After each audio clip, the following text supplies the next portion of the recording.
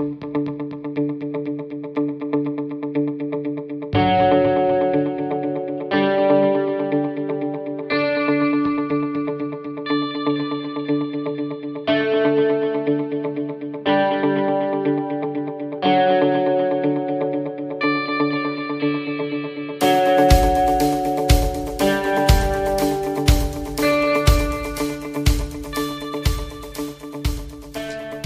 and welcome to the Gaming Kin podcast. As always, I am your host Jack, and with me once again is Mark. Hello.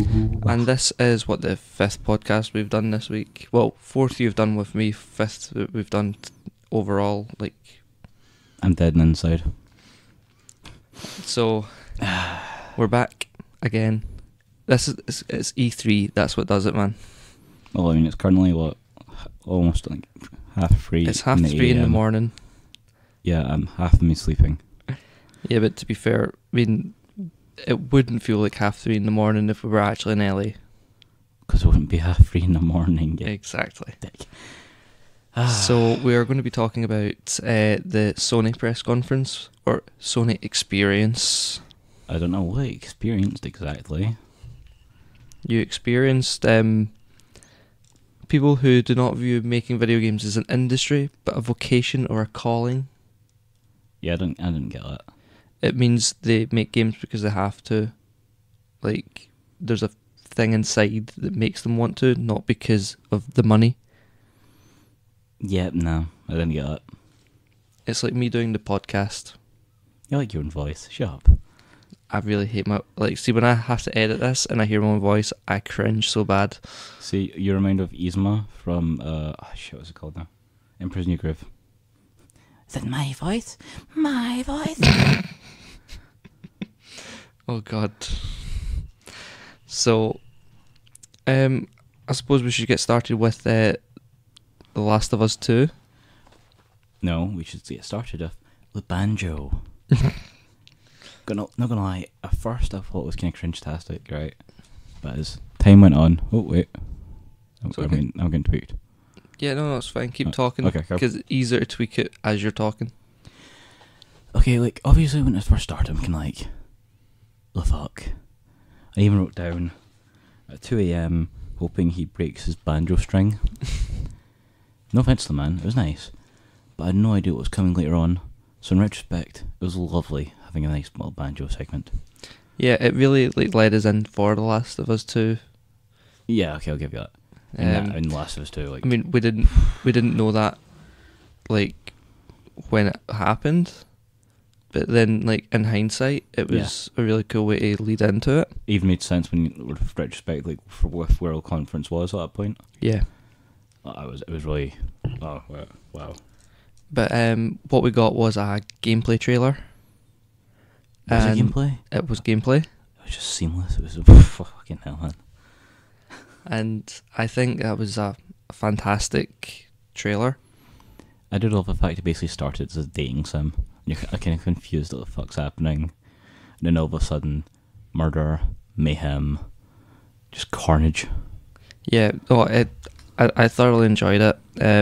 Because the combat system seemed really fast paced and fluid. And it is realistic. Yeah. There's no kind of slow kind of changes in anything. It just flows. So fluid. I think one of the best parts is changing of the weapons. Yeah. I mean, she goes from a bow to knife, so just oh wow. And then from the knife to the gun. Yeah. Yeah. Oh, man. I really enjoyed that. That makes me really excited for The Last of Us. The Last of Us 2. I really need to play the first one though. That's what I was going to say. Also, if anyone else is like me and is really annoyed because they heard her voice and thought, where the fuck do I know her voice from? It's Gretchen from Recess. Thank me later because it will drive you insane. I had to Google that during the gameplay trailer because we couldn't figure it out. We thought it was Ellen Page. Well, I think that's who she was initially.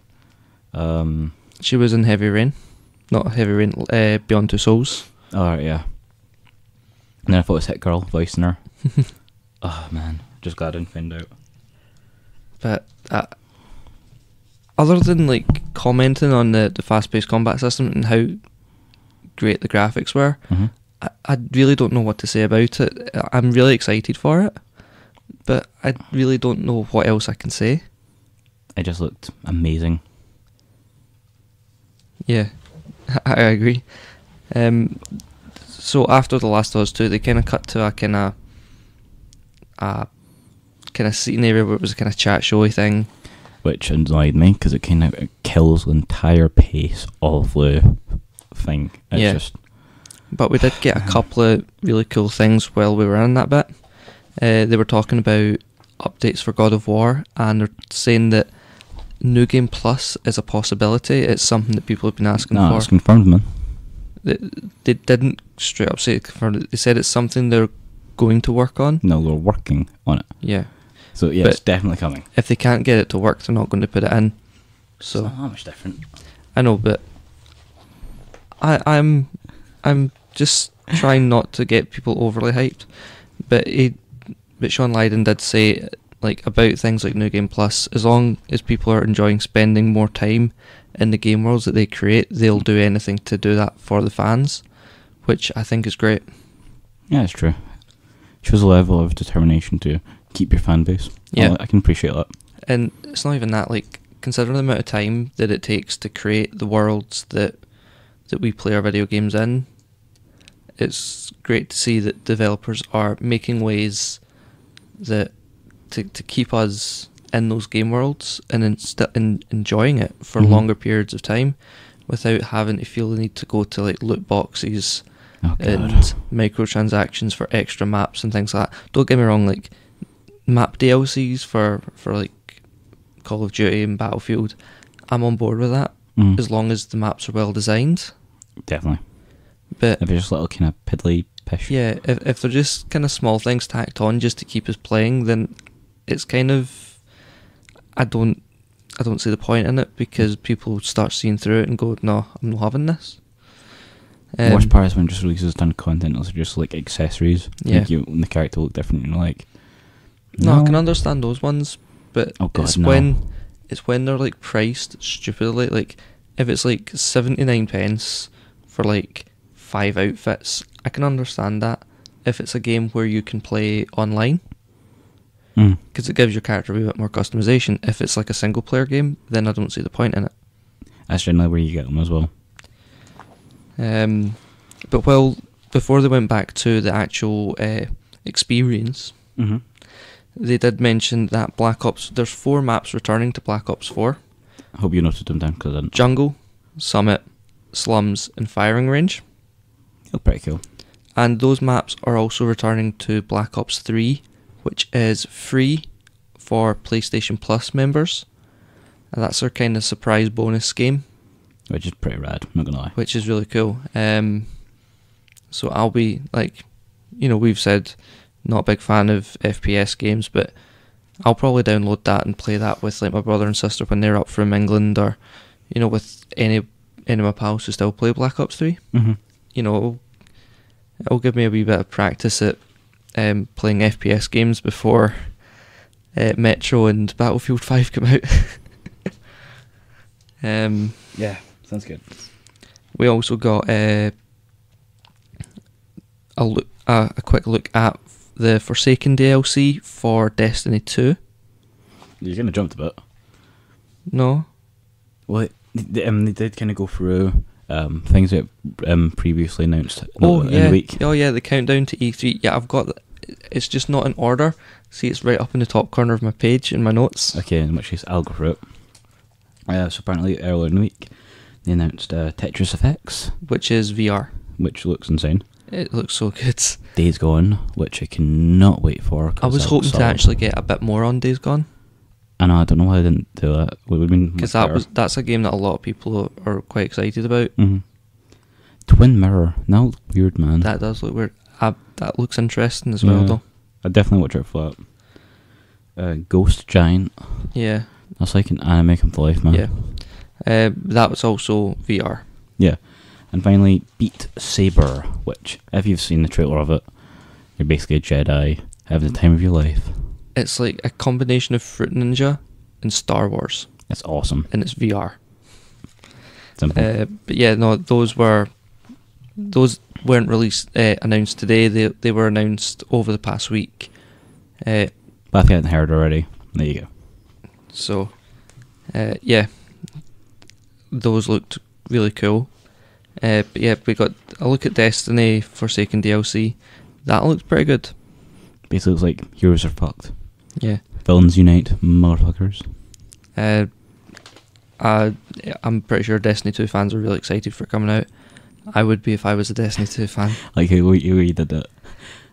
No, like, I don't play Destiny 2 fans will be happy. I couldn't give a fuck. No, like, well, I'm not excited for Destiny DLC because I don't play Destiny. It's a good game, but... I played a wee bit of Destiny on Pazzy's PlayStation. Mm-hmm. I found it quite enjoyable. But because I didn't have it, I never really played much more of it. Yeah. But that drops September 4th, so that'll be fun. Cool, man. Pretty cool. We then got one of the games that I was more excited about for the Sony conference, and that was Ghost of Tsushima. Now this game looks ridiculously atmospheric. I mean, the graphics pull you in. It's just... Yeah. It's wow. Like, Simple. it's got really fluid swordplay. It takes place during a Mongol invasion of Japan. And we got a gameplay trailer, so we got to see that fluid swordplay and how great the graphics were in-game. And honestly, just... It's Like, really, really polished. Damn. Yeah, like there was a big fight scene at the end, and I couldn't help but comment on how nice the leaves on the ground looked. It really did. Falling down from the trees. It's just very... Wow. Yeah, like normally I'm normally when I scene like that, watching the gameplay trailer, I'm drawn to the action. Yeah, but no, it's everything And else. The action was amazing, Mm-hmm. but because I kind of had my podcasting taking notes hat on, I was like, got to make sure to keep an eye out for everything, and I just seen the leaves in the ground moving with the characters, and yeah, it's like a sun rising in the background. It was balls of fire absolutely flying through the sky. amazing. Oh man, yeah, I'm definitely looking forward to that. It looks good. Like, it looks very good. Another game we got a wee bit of a look at was Control.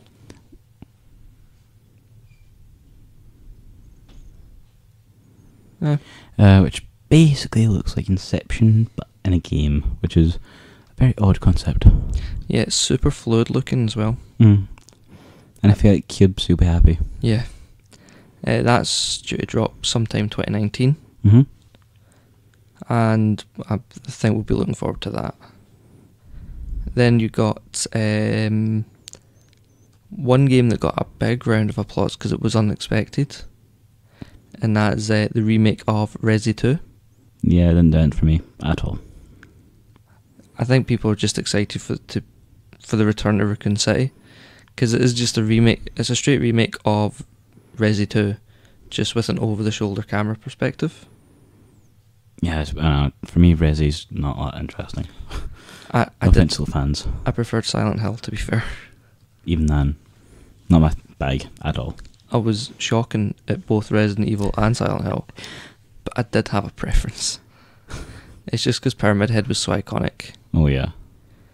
I couldn't play a survival horror game for years without going, where's Pyramid Head? Ah, fucking hell, man. But for the Resi fans out there, I will probably buy this and try it myself. But it's going to drop January 25th. Okay. So we will have a look at that nearer the time. Mm-hmm. We got a game we saw. It was an action platform. We've seen a wee bit of gameplay of it, and it's from the creators of Rick and Morty. Yeah, this game just looks really fucking random. And it's called Trover Saves the Universe. I don't know what to say about this game, man. It's just weird. It does. It just looks weird. I wouldn't be surprised if this turns up in Rick and Morty, honestly. It may well do. Or it might be from there and we don't know. We got another KH3 trailer. Now, like with KH3, like we've seen it at Square Enix. Mm-hmm. We've seen it at Microsoft. And we've seen it again with Sony.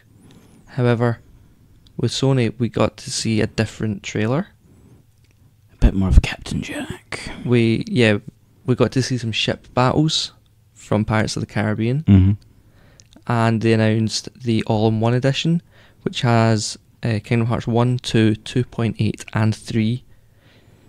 Well, it's technically 1.5 and 2.5 because it's the HD remasters. So basically it's got everything. Yeah. So it's everything to date.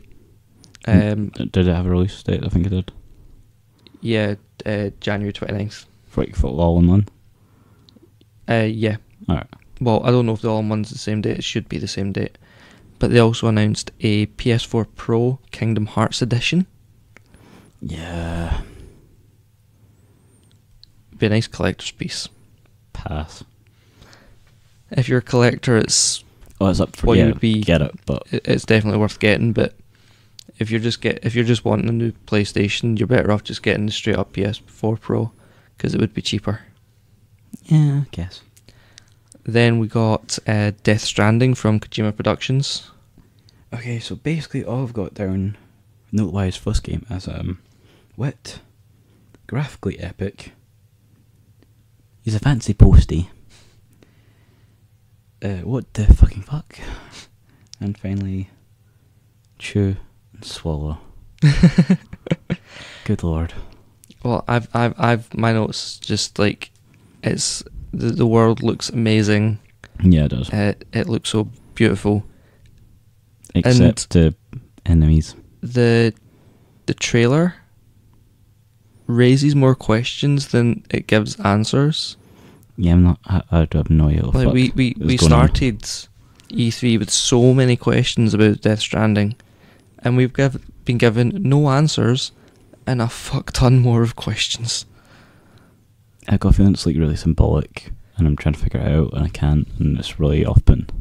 Yeah, but hopefully Kojima will tell us more as time goes on. Hopefully. I still Fingers think I'll buy crossed. it, but I like answers. Next up we got Neo 2. It was just an announcement, no release date, no trailer. Which I also called, remember? Yes. I said it probably wasn't, and it turned out to be. Oh, bitch. It doesn't matter. I'm excited for that. Yeah, okay, it does look pretty cool. And then we finish off with The Spider-Man. fucking P. Spider-Man. I mean, like, we got the gameplay trailer for it. And Again, it could easily be, like, a cutscene. yeah, like, I think I commented during the, like, at the start of it, that it's very Rocksteady Arkham-esque. Oh, yeah. Like, the combat style and all that. I thought it looked really cool. It is ridiculously fluid. I mean, Yeah. there's no jitters, it's just straight up. And the web mechanics, like the web swing, was so cool. Like, because most of them, like, you can web swing out in the open. Yeah. Whereas this is not, it looks like it's not going to let you web swing Which is good. out in the open. Well, you can web swing out in the open, but as long as you're near enough a building. Yeah, basically, it's going for hyper realism. Yeah. Even the villains look amazing. Yeah, because, spoiler alert, we've seen, like, the gameplay trailer was in the raft fighting Electro, Rhino, Scorpion, the Vulture, and the main antagonist, Negative Man. Yeah, I've still no fucking clue who that dude is. He looks insane. I think he's specifically created for the game. That makes more sense. He looks trippy as shit. Yeah, he looks really cool. And then the final scene pissed me off so much because we were left with a possibility of Spider-Man getting help because he was getting his ass handed to him, and then it fades to black. I call Why? Iron Man. Why? I'm calling Iron Man. Or it could be like Goblin, and it's pure twist. That would be a twist. You just hear Spider-Man crying for the rest of the trailer. Oh, why? But no, I'm taking the money on it being Iron Man. See, I'm not sure because it could be like Fantastic Four, so it could be like Human Torch. That would be really cool. It would be very cool. Because we're kind of needing the Fantastic Four back in some Marvel properties. Which is why I'm thinking it might be like trying to consolidate what's not in the Marvel universe yet. Well, in the movie universe. But that's definitely my standout for the show. Easily. But that Ghost of Tsushima is definitely a close second. Just not the flute playing at the start. I kind of enjoyed it. FYI, if you're going to have a dude play, was it a traditional Japanese instrument? Traditional folk instrument, yeah. At least make them Japanese. Yeah. Oh, come on, in this culture today, you're going to get called out on the appropriation. Sometimes I agree, sometimes I don't. But it's a white dude playing an instrument, man. I mean, really? Really? But still. Even then, it was cringy. It was unneeded. The I think banjo was kind of cool. I think it really set the scene for Ghost of Tsushima. It didn't. I think it did. In my opinion, it did. You think it did? I think it didn't. The banjo guy at the start was better. Even though taking him a bit of time to kind of figure out what the fuck he was doing. To prepare himself. What's the fucking hoodie he had on? I know. Jesus. But yeah, that was Sony's E3 experience rather than presentation. Yeah, basically Bethesda crushed it. Yeah. They ruined it for us, man. They were too good. Yeah. Bethesda have owned E3 2018. I mean, we've still got Nintendo tomorrow. So? Nintendo can pull something out. No. They can. No. It's Nintendo. No. But I really doubt it. I know they can. They won't. But I highly doubt they will. They won't. Not enough to beat Bethesda. But anyway, your overall opinion of the Sony experience? Game-wise, epic as hell. In terms of actual showmanship, good lord, no. Yeah, I think I'm kind of gonna have to agree, kind of, because I like what they were trying to do. Yeah, but no. But I think we're probably better off sticking with a traditional press conference. If you're gonna do what they tried to do, which would have been the banjo guy with a full band. Yeah. And for the flute guy, even just a couple more guys playing flutes. Yeah. Go for more people, not one lonely dude. Yeah. I like what they tried to do. It was different. It was unnecessary. But it didn't... I mean, I think being there, it would have panned out better than watching it over a live stream. I don't know, man. Compared to was it Ubisoft? Was there one today? Ubisoft was today. And they were amazing. Yeah, Ubisoft really pulled it out today. But they're still not getting over Bethesda. No, but no, Ubisoft trashed Sony.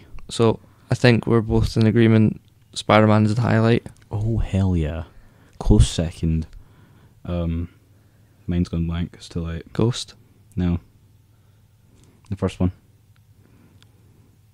My notes are over there.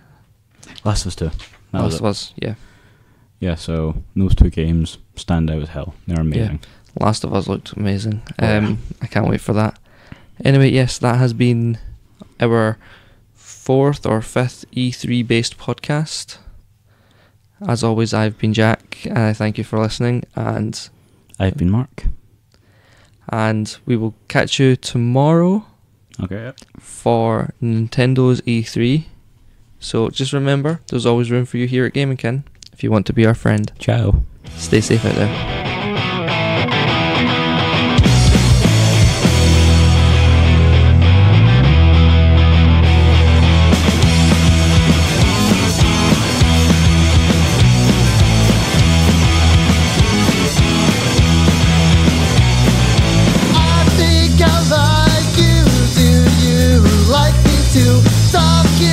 Friend zone, I'm going home alone. You went home with another guy.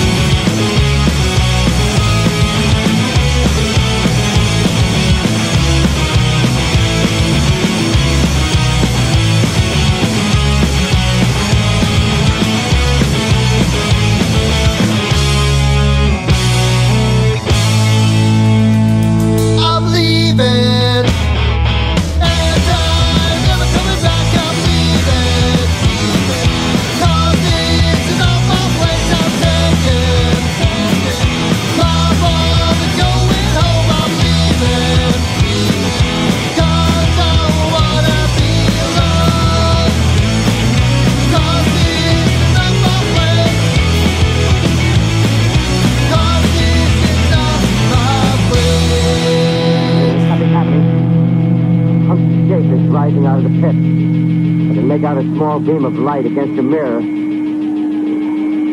What's that? There's a jet of flame springing from the mirror and it leaps right at the advancing men.